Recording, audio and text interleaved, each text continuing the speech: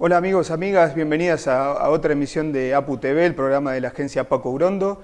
Está con nosotros Cristian Girard, economista, titular de la Comisión Nacional de Valores desde octubre del año 2014 hasta diciembre de 2015. Buenas noches, Cristian, bienvenido. Buenas noches, Martín, gracias por la invitación, un gusto. Un gusto que estés acá con nosotros. Hablábamos recién hace un ratito nomás fuera de cámara de la causa de dólar futuro. Cristian, vos estás procesado en esa causa. Así es. Una causa totalmente descabellada, ¿no? Sin ningún sustento jurídico. Me gustaría que nos cuentes un poco tu visión acerca de esto, cómo está actualmente la causa y qué pensás acerca de cómo la lleva el juez Bonadío. Sí, mira, te voy a dar mi opinión lo más despolitizada que pueda hacerlo. La verdad es que desde el punto de vista técnico es una causa que lo que viene a hacer es a poner en cuestión la capacidad de hacer política económica, con todo lo que eso implica, digamos. O si no es la imposibilidad de hacer política económica, que la política económica la defina el Poder Judicial. Eso quiere decir que si esta causa avanza en el sentido que la está llevando el juez Bonadío, el día de mañana las autoridades del Banco Central deberían preguntarle a la justicia cuál es el nivel del tipo de cambio, el precio del dólar que la justicia considera adecuado, cuál es el nivel de la tasa de interés que la justicia considera adecuado y actuar en consecuencia.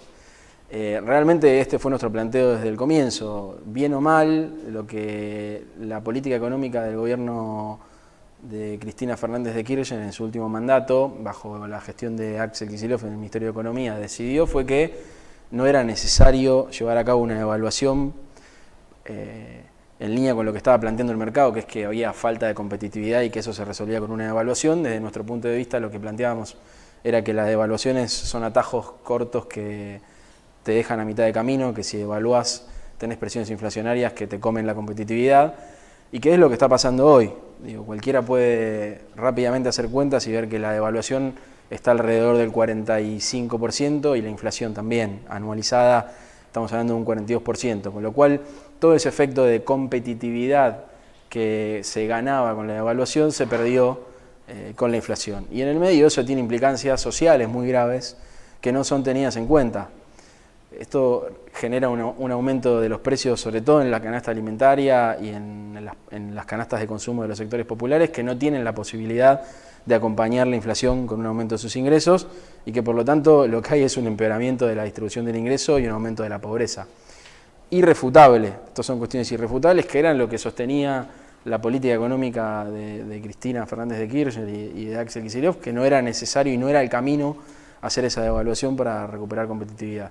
En línea con eso se gestionó la política, el Banco Central llevó a cabo su política cambiaria y monetaria, siempre bajo los cánones y los márgenes de lo legal, de lo permitido por la ley. Y bueno, evidentemente a la oposición no le gustó que Cristina no termine su mandato mal, devaluando y con una disparada inflacionaria. Hicieron una denuncia penal y encontraron eco en Bonadío, que decidió primero imputar y luego terminar procesando a las autoridades de la Comisión Nacional de Valores, del Banco Central de la República Argentina, al exministro de Economía y a la presidenta Cristina Fernández de Kirchner, en una causa que desde nuestro punto de vista no tiene mucho sustento técnico, sino que es más bien una cuestión política, pero que bueno, estamos apelando ante la Cámara y esperamos que se expida pronto. La devaluación fue una de las primeras medidas que tomó el gobierno de Mauricio Macri, ni bien asumió en diciembre, a los pocos días devaluó la moneda argentina con respecto al dólar, y uno de los argumentos que esgrimía Macri o su grupo económico era que la devaluación ya estaba, que existía, que el dólar tenía un dólar oficial, con el cual estaría alrededor de los 9 pesos, y el dólar, el blue, el negro, el no oficial, estaba alrededor de los 15 pesos, o sea que ya estaba ese dólar puesto a ese monto. Ese era uno de los argumentos. ¿Qué puedes decir respecto a eso? No, mira, me parece que no hay que ser economista ni hay que ser muy despierto, simplemente hay que ver lo que ocurrió en la realidad. Decían que la inflación ante una devaluación iba a ser cero porque los precios ya estaban puestos con un dólar de 15, llevaron el dólar a 15 y la inflación está arriba del 40%, así que evidentemente no era cierto lo que planteaban, no era cierto que la economía estuviera funcionando con precios que respondieran a un dólar de 15, sino que la economía funcionaba con un tipo de cambio distinto y que ante la devaluación lo que ocurrió fue que se trasladó a precios. El aumento del precio del dólar se trasladó el aumento de a los precios de los alimentos, principalmente de los bienes exportables. Otra medida que tomó Macri también en el plan económico fue el sinceramiento fiscal, llamado sinceramiento fiscal, que no es nada más ni nada menos que un blanqueo de capitales que no estaban dentro del circuito financiero argentino, en el exterior o en la Argentina, pero no estaban puestos en relieve, o sea, no se conocía esa plata. Estiman con este plan, con este sinceramiento, con este blanqueo, recaudar 50.000 millones de dólares. El gobierno de Cristina Fernández también lo hizo en su momento y solamente recaudó 2.595 millones de dólares.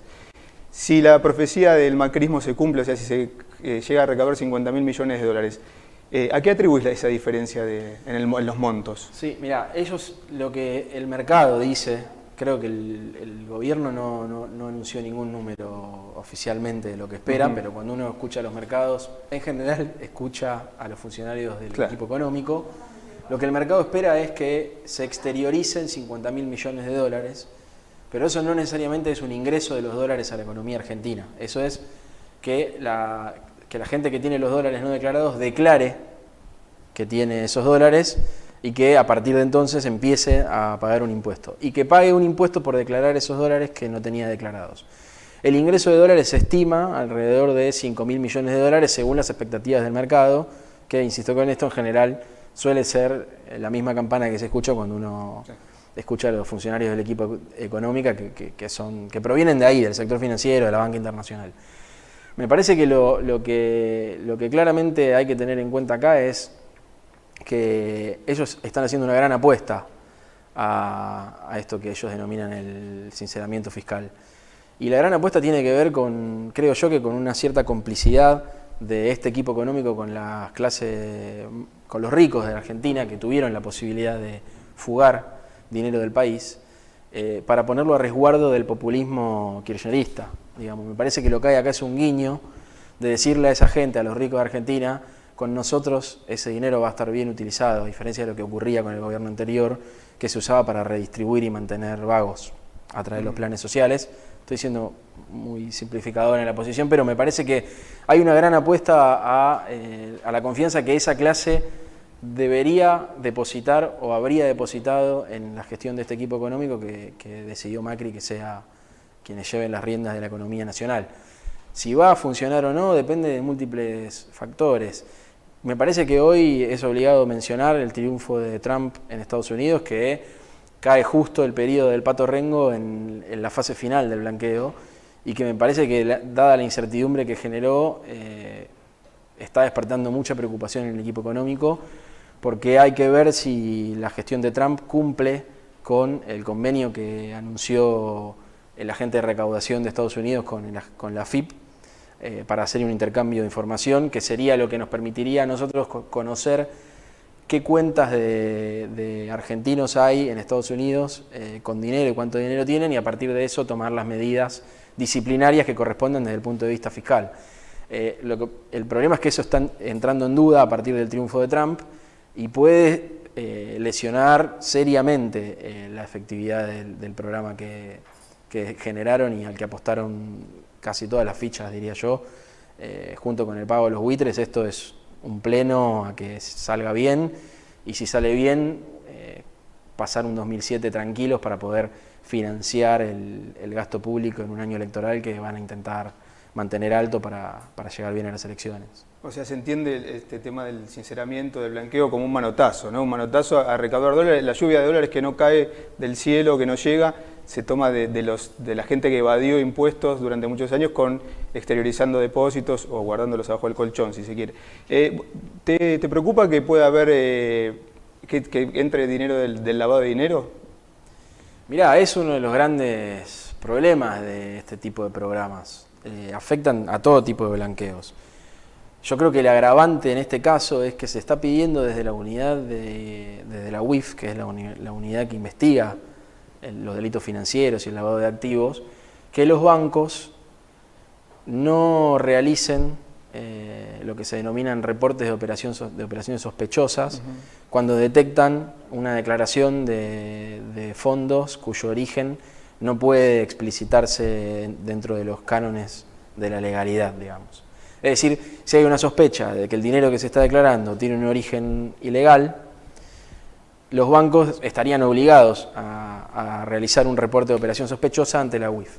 Esto responde a la normativa de Basilea, que aplica a los bancos centrales del mundo, y también a la normativa que la propia UIF expide y mantiene en vigencia en Argentina, que tiene que ver con las disposiciones del GAFI. La verdad es que ese es el problema que están teniendo con los bancos. Si prestamos atención a lo que viene ocurriendo, hay un descontento de parte del gobierno con los bancos que plantea que los bancos no están colaborando. El problema que está viendo es que se está presionando a los bancos para que no hagan los reportes. Bueno, eso sí, a mí me parece preocupante, porque si los bancos no emiten esos reportes de operaciones sospechosas, puede pasar cualquier cosa en el blanqueo. Reportes que se llevaron a cabo durante los últimos años de manera fehaciente, no siempre hubo reportes de las operaciones bancarias teniendo como control a la UIF. Completamente, de hecho eso fue lo que nos permitió, junto con la sanción de la nueva ley de mercado de capitales, que le dio mayor poder de control a la Comisión Nacional de Valores sobre el mercado de capitales, en lo que hace a la prevención del delito financiero y el lavado de activos, es lo que nos permitió salir de la lista gris, primero de la lista negra y luego de la lista gris, y pasar a ser nuevamente un miembro pleno del GAFI. Eso se logró durante la gestión de Cristina Fernández de Kirchner durante el último mandato, de los últimos 3 años de mandato. Y esto me parece que es un antecedente que es negativo, digamos. Cristian, quedan un montón de temas para charlar. La verdad que te prometemos una pronta invitación para seguir charlando. Nos queda todo el tema de la Comisión Nacional de Valores y muchos otros temas para dialogar con vos. Muchas gracias por haber venido, por haber estado aquí con nosotros en APU TV. Muchas gracias por la invitación.